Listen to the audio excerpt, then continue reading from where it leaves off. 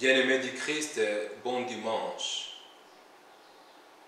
Je m'en vais vous partager les fruits de ma méditation de ce deuxième dimanche année liturgique B. Lecture du livre de Samuel. Le jeune Samuel couchait dans le temple du Seigneur où se trouvait l'arche de Dieu. Le Seigneur appela Samuel qui répondit, « Me voici ».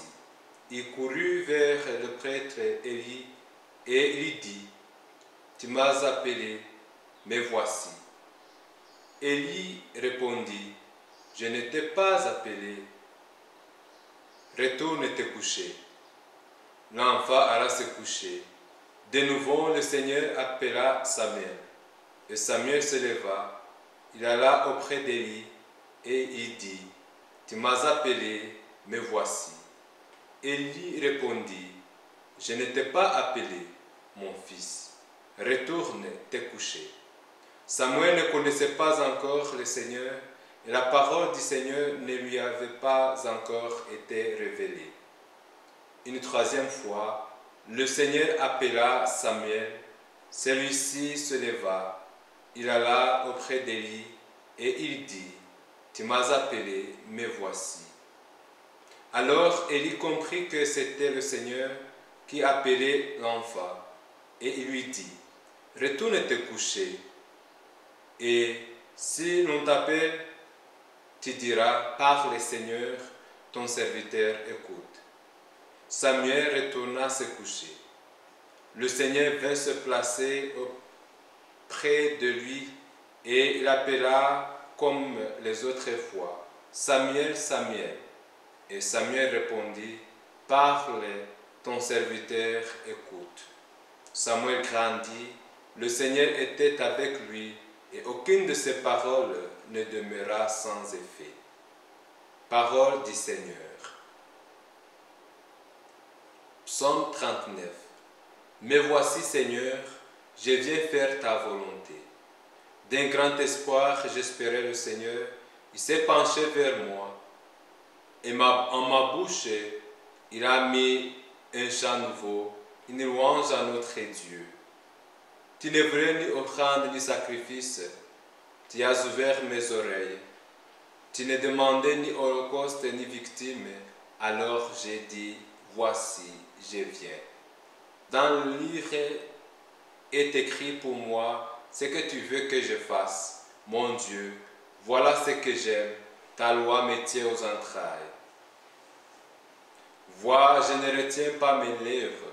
Seigneur, tu le sais. J'ai dit mon amour et ta vérité à la grande assemblée. Deuxième lecture. Lecture de la première lettre de Saint Paul apôtre aux Corinthiens.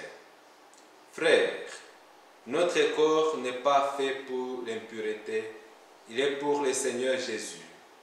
Et le Seigneur est pour le corps. Et Dieu, qui a ressuscité le Seigneur, nous ressuscitera aussi par sa puissance. Ne savez-vous pas que vos corps sont des membres du Christ? Celui qui s'unit au Seigneur n'est plus qu'un seul esprit avec lui. Fuyez l'impureté. Tous les péchés que l'homme peut commettre sont extérieurs à son corps. Mais l'impureté est un péché contre le corps lui-même. Ne le savez-vous pas, votre corps est le temple de l'Esprit Saint qui est en vous et que vous avez reçu de Dieu. Vous ne vous appartenez plus à vous-même. Vous ne vous appartenez plus à vous-même, car le Seigneur vous a acheté très cher. Rendez gloire à Dieu dans votre corps. Parole du Seigneur.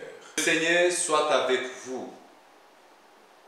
Évangile de Jésus-Christ selon Saint Jean. Jean-Baptiste se trouvait avec deux de ses disciples.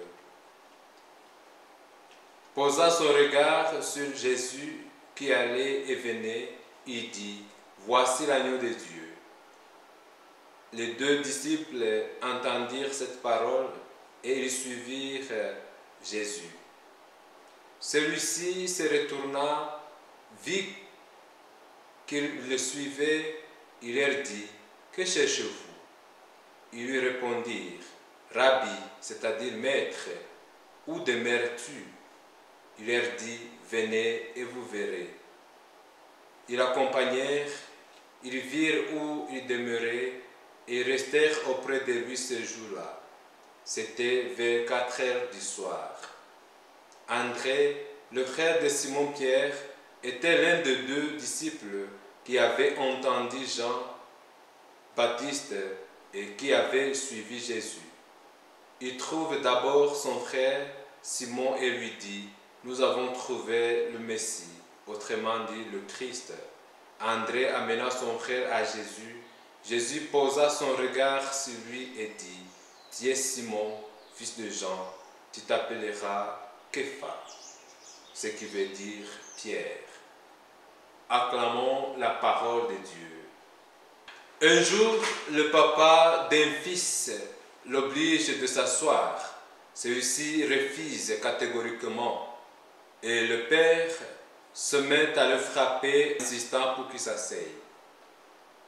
Celui-ci refuse catégoriquement, mais à force de la douleur, l'enfant se décide de s'asseoir, mais après quelques instants, il dit à son père, « Papa, même si je suis assis, je suis debout. Je suis physiquement assis, mais dans mon cœur, je suis debout. » L'obéissance est avant tout la disposition du cœur. Elle ne se fait pas par l'apparence et l'attitude physique. Elle engage notre cœur plus que notre tête. Elle implique une écoute active, une disponibilité comme celle de Samuel et une docilité indéniable. L'obéissance ne se vérifie pas seulement dans les paroles ni dans les gestes de politesse, mais dans l'intériorité de notre cœur, sans laquelle elle peut être superficielle, une simple attitude qui n'engage en rien notre vie, comme Samuel. Pour que notre appartenance à Dieu et notre engagement à la suite du Christ soient authentiques et vrais, ils doivent trouver les racines dans l'obéissance qui nous met au service de Dieu. Comme nous le dit le psalmiste, l'écoute vaut mieux que les offrandes et les sacrifices, et l'obéissance et la disponibilité mieux que les holocaustes.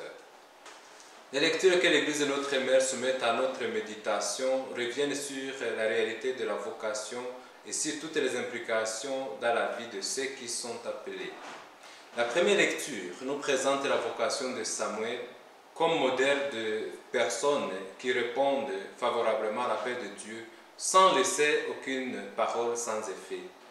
La deuxième lecture nous donne le portrait de comportement de ceux qui ont été appelés à partager la vie avec Dieu par l'entremise de son Fils. Ils doivent se garder de tout ce qui peut porter préjudice à leur dignité, la débauche en l'occurrence. Et l'Évangile nous relate l'histoire de l'appel de Pierre qui nous rappelle que Dieu peut appeler les autres par notre témoignage. Dans la première lecture, l'expérience qu'a eue Samuel avec Dieu constitue un modèle de réponse à l'appel de Dieu adressé dans de diverses circonstances de la vie à chacun et à chacune de nous. Cet appel est la résonance de la voix de Dieu dans notre cœur et dans notre conscience.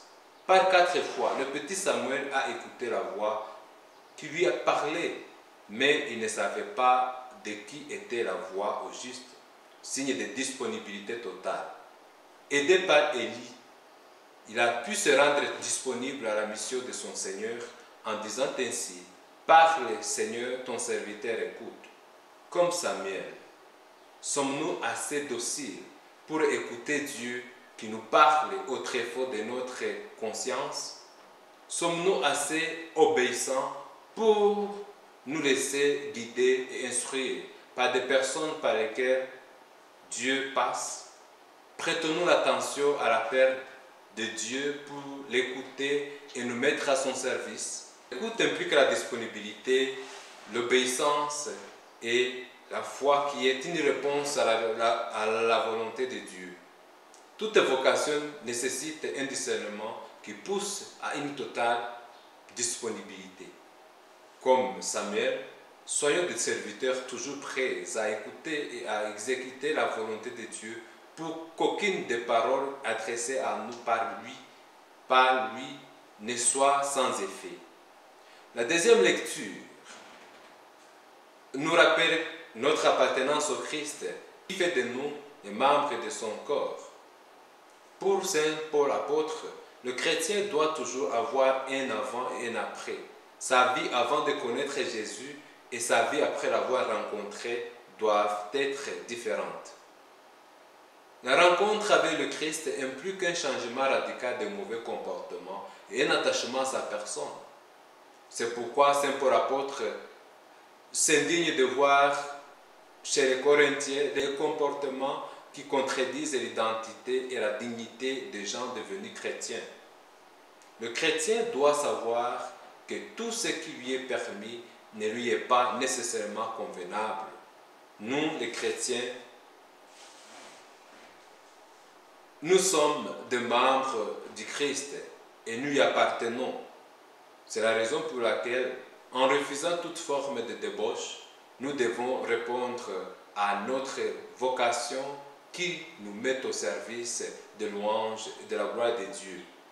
Notre service est de glorifier Dieu dans notre corps, c'est-à-dire avec notre vie tout entière. L'Évangile nous rappelle que nous aussi, à l'instar d'André et de Simon, avons été appelés dès avant notre conception et durant le jour de notre baptême. Et le nom que nous avons reçu, Dieu le connaissait. C'est par lui que Jésus nous appelle pour nous confier une mission à accomplir. Lui montrer aux hommes à l'exemple de Jean le Baptiste et de témoigner de lui à nos frères. Telle est notre vocation. Comme Jean-Baptiste, avons-nous le courage de montrer aux autres Jésus? Le lieu qu'habite Jésus, c'est la vie de mon frère. C'est la vie de mon collègue de travail.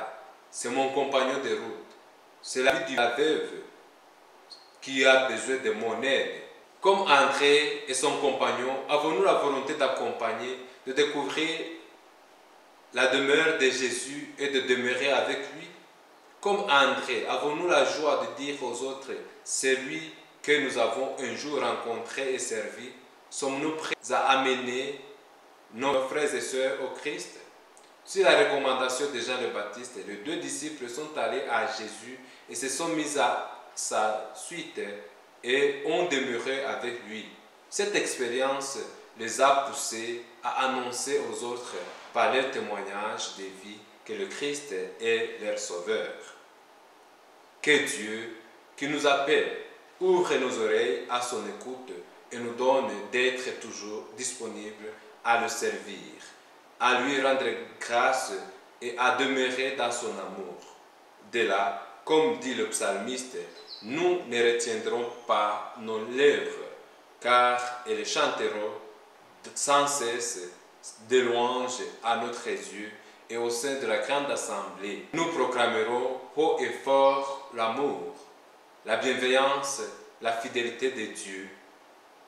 Il est digne de louanges, d'honneur et de tant d'actions de grâce, notre Seigneur et notre Dieu, pour les siècles sans fin. Le Seigneur soit avec vous. Que Dieu Tout-Puissant et miséricordieux vous bénisse, le Père, le Fils et le Saint-Esprit. Amen.